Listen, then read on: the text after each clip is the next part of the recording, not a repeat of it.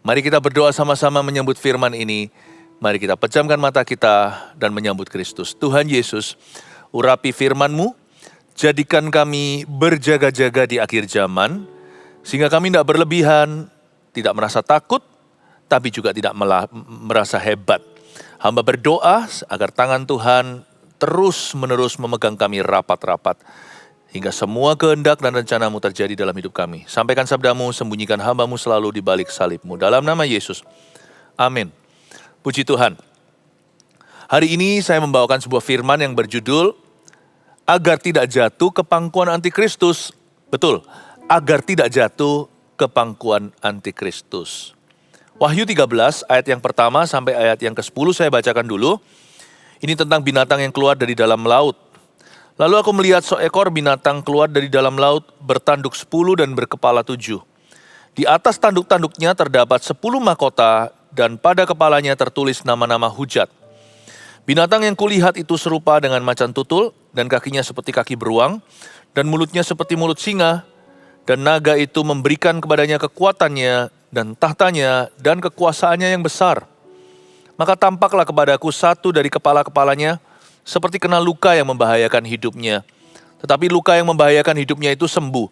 Seluruh dunia heran, lalu mengikuti binatang itu. Dan mereka menyembah naga itu karena ia memberikan kekuasaannya kepada binatang itu.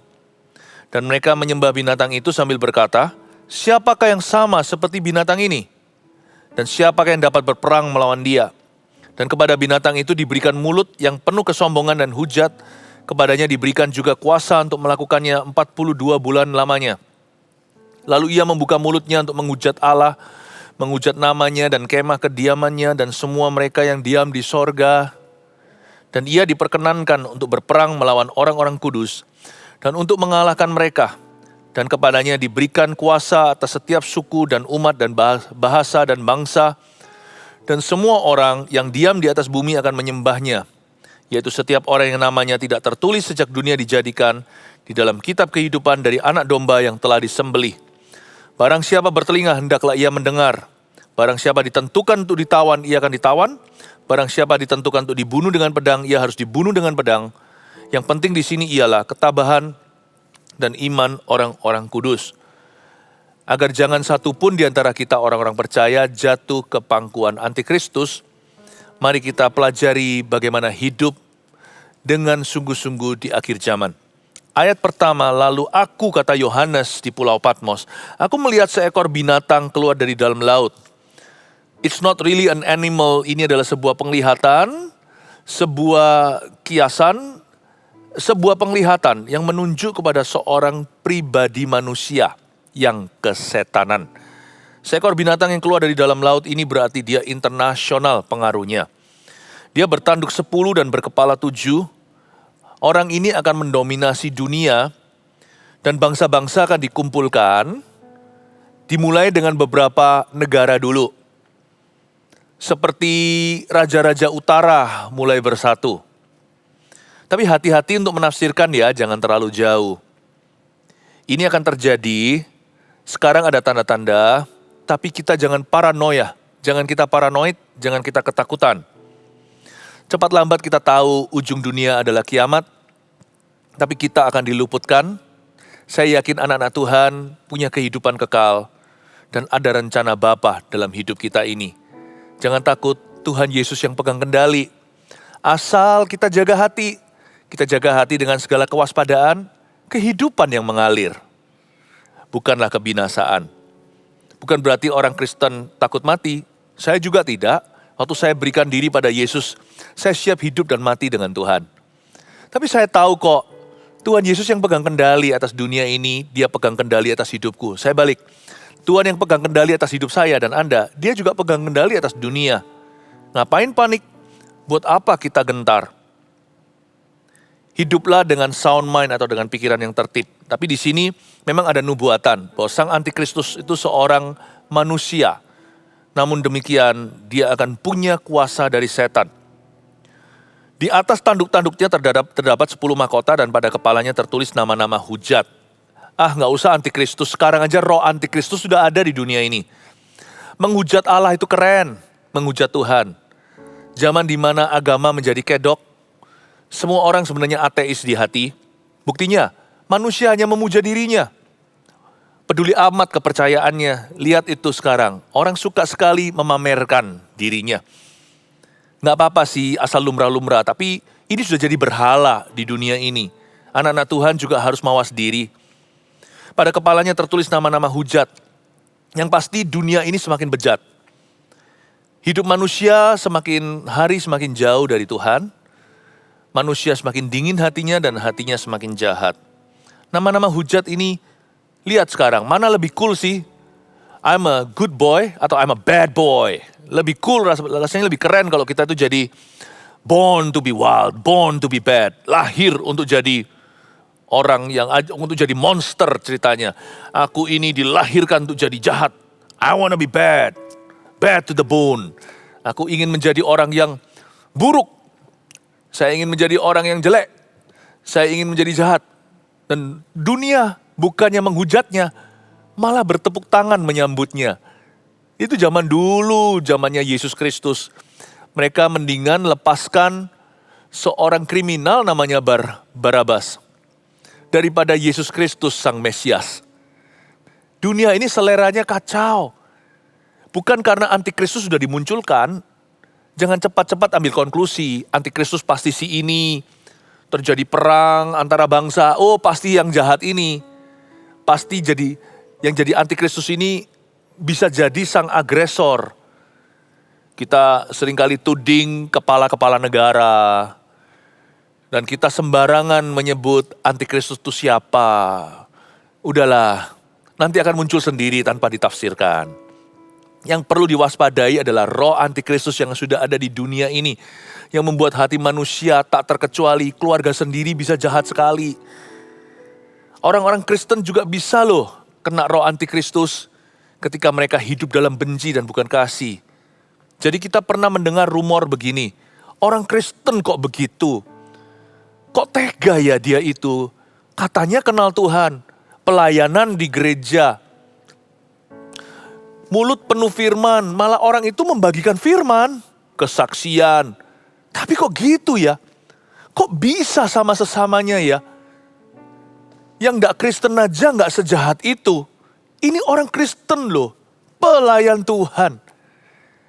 Roh antikristus itu sudah merabak, sudah semerbak di mana-mana, sangat mudah merasuk hati, seperti setan yang sudah tunggu di ambang pintu. Hati-hati hai kamu Kain, kamu anak Adam, anak Allah. Itu kalau dihitung silsilah, Kain itu masih cucunya Tuhan. Bukankah Adam itu disebut anaknya Allah? Karena Adam dan Hawa dua-dua tidak punya mertua, dua-dua itu keturunan Tuhan. Dihembusin nafasnya Allah sendiri. Dibikin dari tangannya Tuhan Yesus. Lewat debu tanah, tapi Tuhan yang bikinkan. Kain itu loh, kurang dekat apa sama sang pencipta? Bayangkan bisa hatinya sejahat itu, setan udah menunggu di ambang pintu. Udah gak usah tuding antikristus, lihat koran, baca koran, lihat berita, ini kali, itu kali, hati-hati atas hatimu sendiri. Jangan sampai kita jatuh ke pangkuan antikristus, bukan orangnya atau pribadinya, si binatang yang keluar dari dalam laut. Hati-hati dengan roh jahat yang di darat. Jangan sampai kita itu jatuh. Hati kita itu akhirnya ada di dalam pangkuan setan. Seperti Tuhan peringatkan, Kain hati-hati, sebentar lagi kamu akan membunuh. Tak tanggung, tidak lain adalah adik kandungmu sendiri. Hati kok bisa sejahat, sebejat itu. Hati-hati, setan menunggu di ambang pintu, gak digubris Tuhan Yesus bicara sama dia di perjanjian lama. Terus saja dia. Dan dia lawan arus Roh Kudus. Dan akhirnya sungguh kan yang Tuhan peringatkan terjadi. Akhirnya kejadian, terjadi pembunuhan. Jangan sampai hatimu jatuh ke pangkuannya antikristus. Kalau soal world history, sejarah dunia, udah itu nanti Tuhan sendiri yang akan unfold, yang Tuhan yang akan mewahyukan. Semua akan berjalan sesuai dengan kedaulatan. Tapi hatimu sendiri, jagai sendiri. Jangan suruh orang lain yang menjagai. Pada kepalanya tertulis nama-nama hujat. Ini klimaksnya memang, tapi sekarang aja sudah jahat. Dunia ini semakin menghujat Kristus. Tak kecuali anak-anak Tuhan sendiri, mulutnya memuji, hatinya, tapi hidupnya, perbuatannya menghujat. Hati-hati ya, binatang yang kulihat itu serupa dengan macan tutul. Dan kakinya seperti kaki beruang. Dan mulutnya seperti mulut singa, berhenti di sana. Macan tutul itu cepat sekali larinya. Ya, cheetah. Dia cepat. Kelebihan daripada beruang, dia gagah perkasa, dia kuat. Dan singa juga, dia adalah raja rimba. Kalau kita lihat semuanya ini ada kuasa. Sesungguhnya di dunia ini memang ada banyak kuasa. Dan Tuhan izinkan kuasa itu masih beredar di bumi ini. Ada orang punya kuasa apa? Dia berkuasa secara politik. Ada orang yang berkuasa secara kekayaan. Ada orang punya pengaruh. Ada orang berbagai macam bidang di dalam segala jalur kehidupan. Selalu ada orang kuasa sini sana. Tapi ingat ya, sekuasa-kuasa seseorang masih ada Sang Maha Kuasa di atasnya. Tunduklah pada Kristus, karena hanya satu yang sanggup mengalahkan maut. Sekuasa apapun kita, semua kita akan mati. Hanya Yesus yang bisa tembus setelah meninggal dunia, setelah mati, dia bisa hidup kembali. Jadi hati-hati, selama langit masih ada di atas, selama masih bisa manusia itu mati, janganlah kita sombong hati. Karena antikristus ini salah satu sifat yang paling menonjol adalah dia sangat sombong, sangat angkuh, sangat arogan. Kita anti sekali dengan antikristus. Hati-hati, ini gak boleh, itu gak boleh.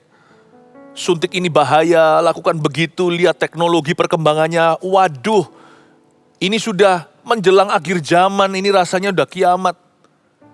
Kita jagai, kita waspada. Kita hati-hati, namun kita tidak jaga dari kesombongan di dalam diri sendiri. Itu sama dengan pepatah Yesus yang berkata, masa bayangkan, selumbar aja yang ada di mata orang, kita bisa lihat, balok kayu di mata sendiri diabaikan. Itu bukan hanya melihat kesalahan orang lain, tapi juga kritikan terhadap penjagaan. Penjagaan yang separuh-separuh atau setengah-setengah alias double standard. Kita jaga terhadap apapun antikristus, jangan sampai tertular. Kita sangat hati-hati. Ini itu kita tolak. Ya, bagi orang yang paranoid kan, semuanya ini adalah 666, 666 semuanya antikristus. Tapi 666 di hati, kesombongan, keangkuhan dibiarkan lestari. Kadang-kadang kita itu gak fair sama standar kekudusan. Apa yang sifatnya vulgar kita jaga, roh halus di hati sendiri kita biarkan. Hati-hati. Ya, hati-hati karena semua orang yang memegang kuasa sesuatu cenderung untuk bisa sombong hati. Dan kalau kita sombong, kita jadi anaknya setan. Kita lupa bahwa iblis itu jatuh dari sorga mulia karena kesombongan, bukan? Lucifer itu kan karena pride. Jadi kalau kita hari ini menyombongkan diri akibat beberapa kuasa yang kita miliki, padahal masih ada Sang Maha Kuasa yang menguji hati kita. Kadang-kadang kuasa diberikan kepada seseorang itu untuk menguji dia. Apakah dia layak masuk ke dalam sorga? Apakah dia layak untuk dipakai dan diberkati dan dipercayai? Banyak orang gagal di area ini. Tak terkecuali bapaknya orang-orang sombong, yaitu setan sendiri.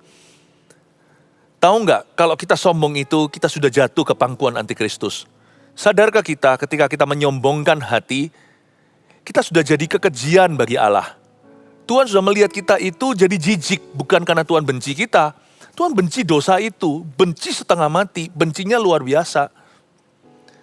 Sampai kita bertobat dan rendah hati lagi, Tuhan akan terima kembali dan Tuhan akan pulihkan. Tetapi selama kita masih menyombongkan diri, kita akan jauh dari Tuhan. Tuhan akan menentang orang yang congkak. Tahukah waktu kita sombong, kita jadi seperti anak Kristus. Kita menjadi seperti antikristus. Waktu kita sombong, kita sudah jatuh ke pangkuannya. Waktu kita sombong, like father, like son. Buah gak jatuh jauh dari pohonnya. Waktu kita sombong, kita sudah menjadi anaknya. Antikristus. Kita anti sama orangnya, kita meniru sifatnya. Jadi orang Kristen seringkali tidak hati-hati. Yang dia jaga, ada dalam kedaulatan Allah. Dia nggak perlu sampai setakut itu. Tapi yang dia nggak jaga itu justru yang menentukan hidup matinya. Kok bisa ya kita itu begitu? Buta itu nggak dua-dua. Yang melihat hanya dengan satu mata, tapi mata kanannya tidak melihat sama sekali, atau yang buta adalah mata kiri. Kalau kita mau pakai spion antikristus melawannya dan berjaga-jaga waspada, pakai dua-dua mata. Jangan kita itu tutup mata terhadap diri sendiri, yang lebih bahaya, malah yang luar sana buka mata lebar-lebar. Dua-dua, luar juga perhatikan. Perhatikan tanda zaman. Kalau pohon ara sudah mulai bagaimana, itu berarti sudah musim begini. Kalau kita lihat langit mendung berarti sudah musim hujan. Kita harus perhatikan, tapi jangan sampai diabaikan. Mungkin sesuatu yang selama ini lepas dari pandangan. Padahal itu yang menghantui kita setiap hari. Sombong hati itu bahaya. Sama bahayanya dengan jatuh ke dalam pangkuan antikristus beneran. Menjadi serupa dengan rohnya, roh antikristus bukan roh kudus. Itu juga sama bahayanya. Kalau mau jaga, jaga sungguhan. Jaga-jaga dengan perhatian. Makanya Yesus berkata berjaga-jagalah. Dia nggak berkata berjagalah. Berjaga-jagalah majemuk 2 kuadrat. Berjaga-jagalah yang komplit, yang penuh. Jangan setengah-setengah. Dan naga itu memberikan kepadanya kekuatannya. Dan tahtanya dan kekuasaannya yang besar, ayat 2b. Nanti memang ya, tak pernah sepanjang sejarah ada seorang insan manusia diberi kuasa sama iblis demikian rupa. Seperti sang antikristus. Ini bukan roh antikristus, sang antikristus. Diberikan kepada satu orang karena waktu itu memang sudah akhir dari akhir zaman. Jadi setan udah brol-brolan. Dia nggak tanggung karena waktunya sudah dekat. Iblis itu tahu loh, waktunya singkat. Malah justru anak-anak Tuhan tanpa kecuali di dunia ini lebih banyak orang yang buang-buang waktu. Sehingga ada keluar satu phrase, suatu kalimat, to kill time, untuk membunuh waktu. Janganlah waktunya dibunuh, kalau waktu Anda terlalu banyak kasih ke saya. Saya selalu kurang waktu untuk ini dan itu. Dan naga itu memberikan kepadanya kekuatannya dan tahtanya dan kekuasaannya yang besar. Awal mula sang naga itu pernah mencobai seorang insan manusia yang disebut sebagai anak Allah. Waktu beliau ini dicobai 40 hari, 40 malam setelah baptisan, yaitu di padang gurun belantara, salah satu pencobaan yang paling mutakhir yang terakhir, Yesus Kristus Sang Mesias diajak jalan-jalan, lihat ke atas, lihat ke bawah dari sebuah junjungan yang tinggi, entah di mana itu gunung mana. Ya, itu perkara supranatural. Yesus dibawa ke situ, diizinkan oleh Bapa untuk menang bagi kita. Ditunjukkan ke seluruh dunia, dan naga tua ini berkata, asal kamu mau, kau tahu aja, Pai, tunduk aja sama saya, sekali aja menunduk. Saya kasih semua glory duniawi. Saya berikan semua kemuliaan dunia ini. Apa kata insan manusia yang taat untuk kita itu? Yesus berkata demikian, hai iblis, enyahlah. Sebab ada tertulis, jangan sujud menyembah kepada apapun saja, kecuali kepada Tuhan. Dan waktu itu, semua kekuatan, tahta, dan kekuasaan yang ditawarkan oleh naga itu, ditolak mentah-mentah oleh Mesias Juru Selamat kita. Makanya setan mencari insan berikutnya, yang mau dijadikan kong kali kong atau dijadikan kongsiannya untuk menghancurkan bumi. Karena setan itu roh, dia perlu daging dan darah untuk menghancurkan darah dan daging. Dia butuh satu figur yang dia akan jadikan titisan urapan seluruh kerajaannya di penghujung zaman. Yesus Kristus menolaknya, antikristus menerimanya. Kalau Kristus menolak, antikristus menerimanya. Siapa orang ini? Saya nggak tahu. Apakah sudah keluar orangnya sekarang? Saya nggak pasti. Bisa iya, bisa enggak. Bisa jadi nanti antikristus, kalau kejadiannya nanti dekat-dekat, kita bisa berkata, oh ini. Atau bisa jadi orang yang baru sama sekali. Yang pasti saya punya iman, sebelum antikristus dimunculkan, gereja Tuhan, gereja perjanjian baru diangkatnya. Seperti kata Yesus di kitab Injil, 2 orang jalan bersama-sama ke kilangan. Atau 2 orang sama-sama di ranjang, yang satu diambil atau lenyap, yang satu ditinggal. 2 orang teman sahabat berjalan di ladang. Yang satu tiba-tiba entah kemana, dibawa pergi. Dalam sekejap mata diubahkan, yang satu lagi ditinggalkan. Saya ngomong begini bukan berarti bahwa saya takut aniaya, tidak sih. Aniaya itu bisa terjadi sekarang juga kok. Fisik ya fisik, orang mati ya mati. Mau dia itu matinya di kursi listrik, digantung, ditembak, dianiaya, mati ya mati. Hidup hanya sekali, mati hanya sekali. Kenapa harus takut mati? Kalau untuk kebenaran ya kan, yang perlu kita takuti adalah murka Allah. Setelah mati itu loh, kita meninggal dunia lalu masuk kemana? Saya ngomong gini bukan berarti kita sepatutnya takut zaman antikristus. Enggak, tapi saya percaya pada keadilan Allah. Tapi andai kata tafsiran ini salah, tidak mengubah fondasi dasar firman. Bahwa kita harus tabah. Yang penting itu kan, kalau memang akhirnya kita tidak diangkat dulu, tapi kita ngalami sebagian atau sepenuh waktu antikristus dinyatakan, yaitu 7 tahun yang gila itu, ya nggak apa-apa sih. Kasih Tuhan akan cukup bagiku, kuasanya sempurna saat ku lemah. Justru aku tidak berdaya, disitulah Tuhanku menjadi segala-galanya. No problem, nggak apa-apa. Tapi saya yakin kok, mana bisa antikristus dinyatakan kalau masih ada gereja yang tengking kiri kanan, masih ada gereja yang memberitakan kebenaran, 10 perintah Allah masih ditegakkan, moral-moral Kristus, tampar pipi kiri, beri pipi kanan, masih ada pengaruh, masih ada Roh Kudus, kebangunan rohani, orang-orang mau betul-betul semakin murtad, nggak bisa karena ada yang menahan mereka. Karena ada Roh Kudus bersama dengan gereja Tuhan menahan roh antikristus di dunia. Sehingga orang-orang jahat, orang-orang bejat satu-satu bertobat. Mana bisa sih dia full blown. Mana bisa dia sepenuhnya booming gitu di bumi. Nggak bisa. Sampai mendunia, mendominasi negara-negara. Bertanduk 10, berkepala 7, sampai mahkota-mahkota. Mana bisa selama ada gereja. Saya yakin akan ada pengangkatan.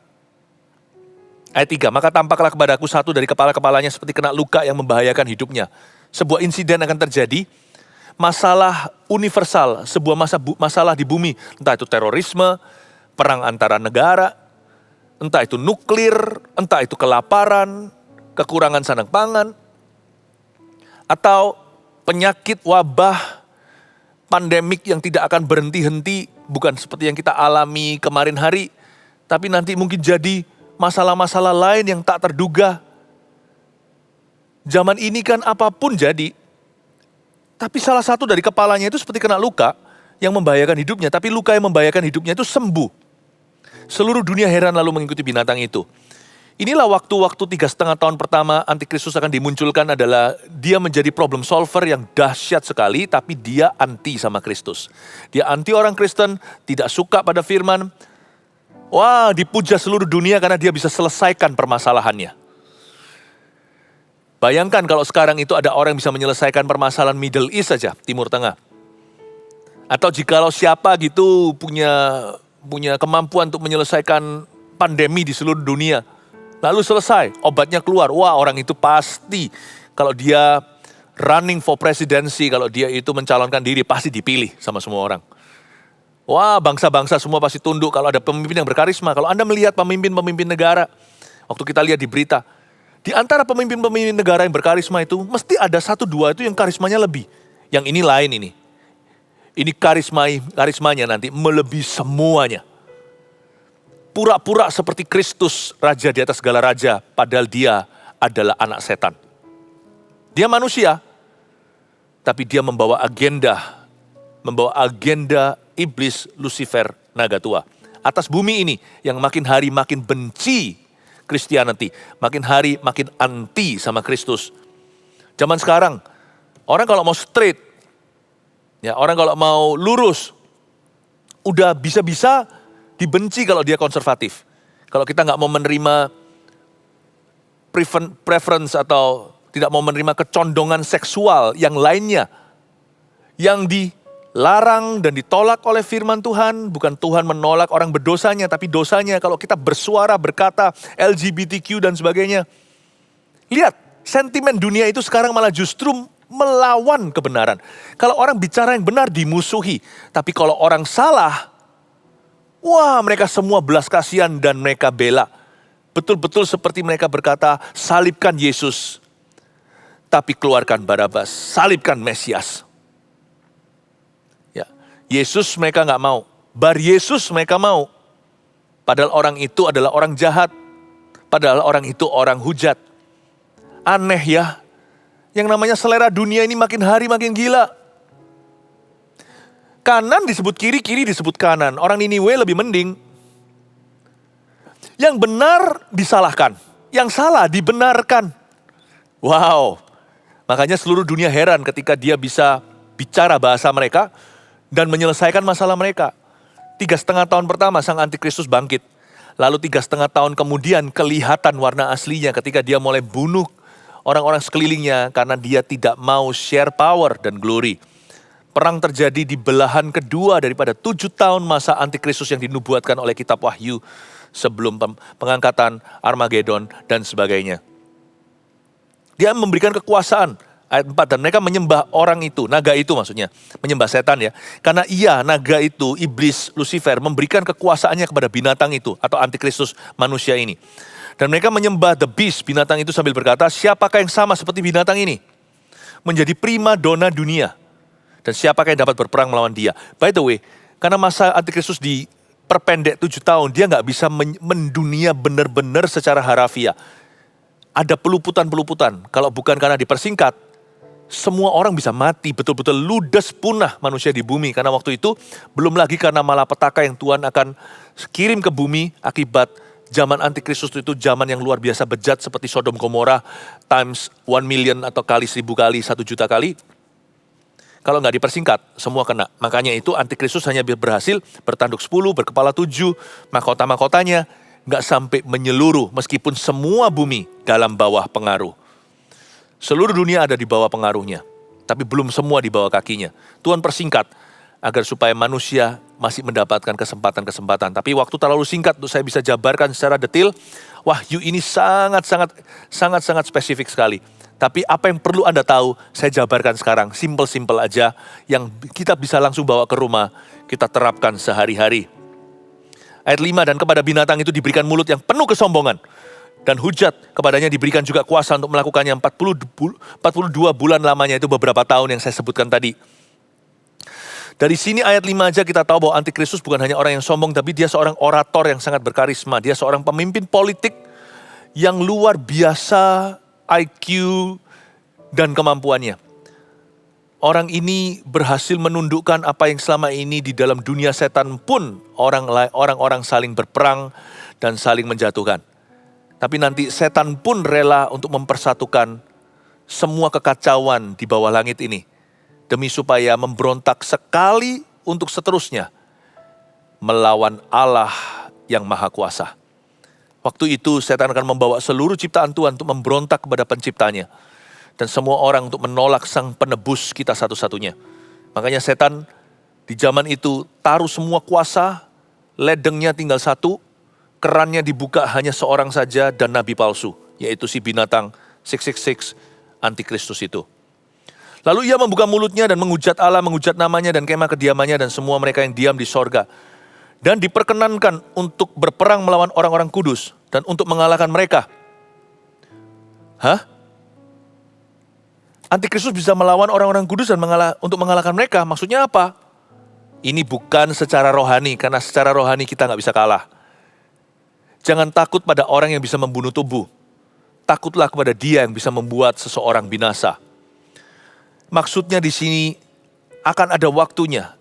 Di zaman antikristus nanti, jikalau masih ada pertobatan-pertobatan sedikit sana-sini, kalau orang mau bertobat di zaman itu, mereka akan dikuasai. Dan antikristus akan berhasil berperang melawan beberapa segelintir orang-orang kudus, tentunya di zaman non-kebangunan rohani. Gereja Tuhan sudah missing atau sudah absen di atas muka bumi, semakin sulit, tapi tetap ada. Tuhan itu selalu Maha Kasih memberi kesempatan lagi dan lagi. Tapi orang-orang yang bertobat saat itu akan sanggup dikalahkan. Pasti tidak bisa lari, mereka harus mati. Untuk ke sorga, cukup darah Yesus. Tapi di zaman antikristus untuk kita bisa tetap mempertahankan kesaksian kita bahwa kita milik Kristus, bagi orang-orang yang tertinggal untuk bisa tetap setia sampai mati pada Kristus, mereka sungguh-sungguh harus mati. Tidak bisa membasuh darah hanya dengan Kristus masuk sorga. Tapi supaya sorga tidak mereka sangkali, selama mereka hidup di bawah kolong langitnya antikristus ini, mereka harus basuh dengan darah mereka sendiri. Jadi zaman itu adalah zaman subur martir-martir baru. Kalau kita sekarang, kodenya sederhana, passwordnya hanyalah hidup bagi Kristus. Sebagian orang mati. Karena kesaksiannya saya tahu, di muka bumi ini masih ada aniaya. Tapi kan pada umumnya di negara-negara yang bebas, kita cukup hidup bagi Kristus ya kan, meskipun itu tidak mudah. Tapi zaman itu sudah nggak ada. Kalau kita mau masuk sorga, kita harus mati bagi Kristus. Kalau enggak, harus sangkali Kristus. Itu yang disebut, mereka akan dikalahkan, orang-orang kudus itu akan dikuasai. Dan kepadanya diberikan kuasa atas setiap suku dan umat dan bahasa dan bangsa. Umat Tuhan, orang-orang kudus akan bisa dilukai secara fisik. Sekarang juga di zaman roh antikristus, ada orang yang kehilangan pekerjaannya karena dia setia pada Kristus, gak mau ikut-ikutan korupsi. Ada orang kehilangan teman. Bahkan ada juga orang dianiaya sampai mati. Berarti sekalipun kita ini milik Kristus, secara fisik kita masih bisa dirugikan loh. Terkadang saya nggak ngerti mengapa Tuhan izinkan. Kadang-kadang secara realita, anak-anak Tuhan pun menderita kerugian kalau mereka itu mau ikut Tuhan. Makanya Paulus ngomong ini dengan betul sekali, tepat sekali perkataannya. Sebab barang siapa mau masuk kerajaan sorga, dia harus melalui banyak penderitaan. Meskipun penderitaan kita tidak melebihi kekuatan kita, tapi penderitaan itu ada, batinia minimal. Barang siapa mau ikut Kristus, masa lupa lagu sekolah minggu, di dalam dunia ada dua jalan, lebar dan sempit, mana kau pilih? Yang lebar api, jiwamu mati, tapi yang sempit, hidup berglori. Siapa mau masuk kerajaan sorga, sempit tuh jalan. Ya mau gak mau, kadang-kadang anak-anak Tuhan pun seringkali masih bisa dirugikan. Karena itu kalau kita mengalami sebuah kerugian secara fisik, jasmani atau duniawi, jangan marah sama Kristus, itu sudah ada di klausalnya waktu kita notarisan, waktu kita terima Tuhan. Bahwa siapa mau masuk kerajaan sorga, gak bisa lari dari aniaya, pasti ada. Gak tentu kita mati atau tergores, yang pasti kita gak usah khawatir. Rambut kita jatuh ke tanah aja tanpa sepengizinan Allah gak akan terjadi. Tapi jangan kita muluk-muluk, hidup pasti mulus karena terima Yesus. Enggak. Ada. Dan kalau sekali-kali kita melihat seolah-olah setan punya upper hand, seolah-olah dia punya, sepertinya dia memiliki advantage atau dia bisa ambil keuntungan dari hidup kita dan kita mengalami kerugian kalau itu hanya fisik dan jasmani. Tuhan memberi, Tuhan mengambil, terpujilah nama Tuhan. Jangan hujat Tuhan karenanya. Karena harta terbesar itu tidak kelihatan. Namamu tertulis dalam kitab kehidupan. Itu gak bisa ditukar sama apapun. Sekalipun kita harus bangkrut total. Sekalipun harta kita harus dirampas. Sekalipun bahkan nyawa kita harus melayang. Satu hal tidak boleh melayang. Tidak boleh kita lepaskan. Atas dasar dan karena apapun juga. Satu hal itu harus dipegang sungguhan. Jangan dilepaskan. Keselamatan. Namamu tertulis dalam kitab kehidupan. Kesaksian imanmu pada Kristus. Jangan sangkali dia. Jangan jual dia.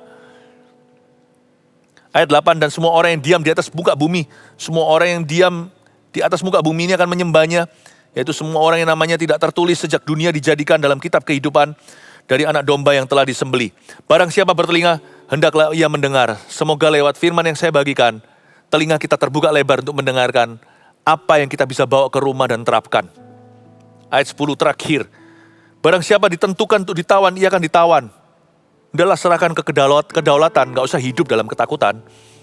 Yang penting kesusahan sehari untuk sehari, besok apapun yang saya hadapi, Tuhan sudah ada di sana. Apapun yang saya akan hadapi esok hari, Tuhan sudah menunggu aku di situ untuk memberiku kemenangan.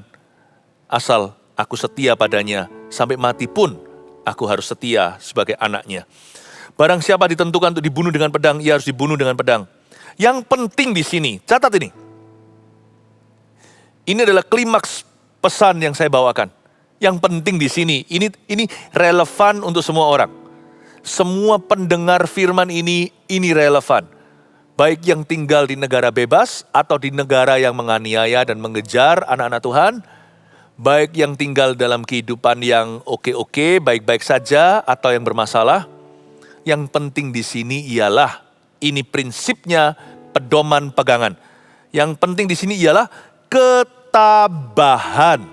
Udah itu aja. Mau kita diangkat atau tidak nanti sebelum Antikristus datang, asal kita setia, yang penting tabah.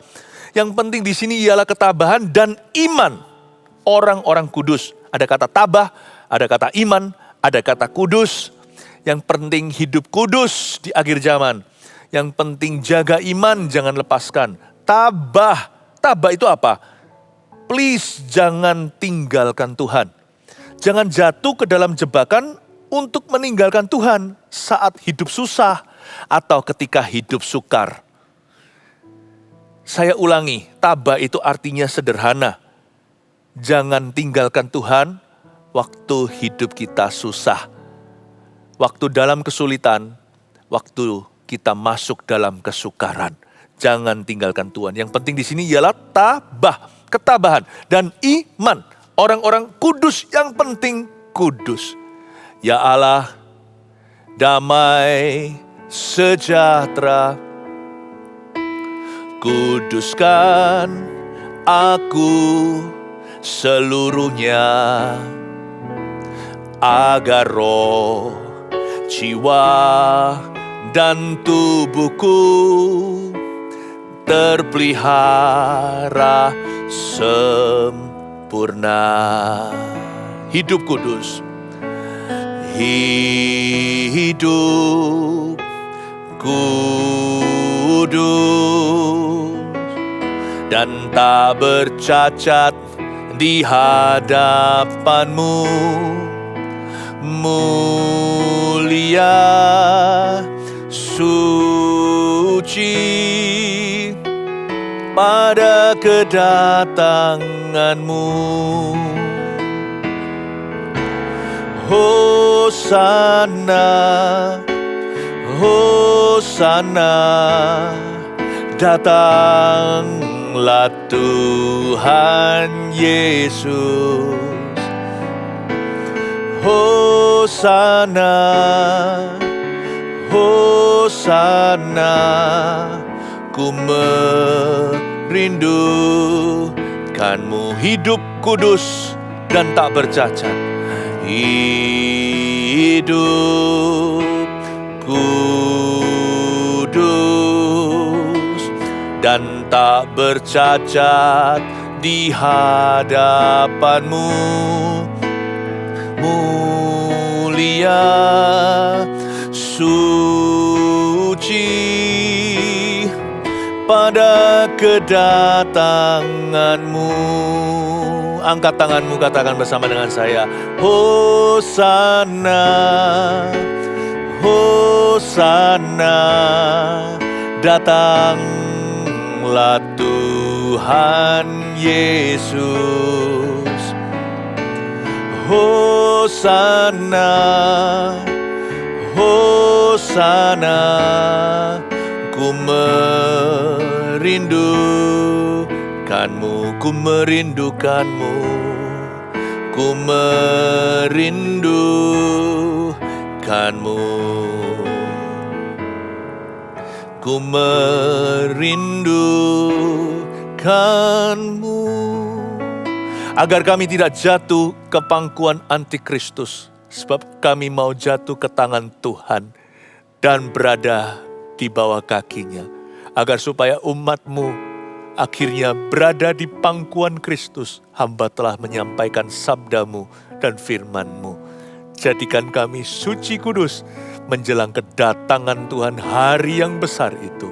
Terima kasih Tuhan, berkati umat-Mu dengan Yesus Kristus sendiri. Dalam nama Mesias kita, Tuhan Yesus Kristus sejati.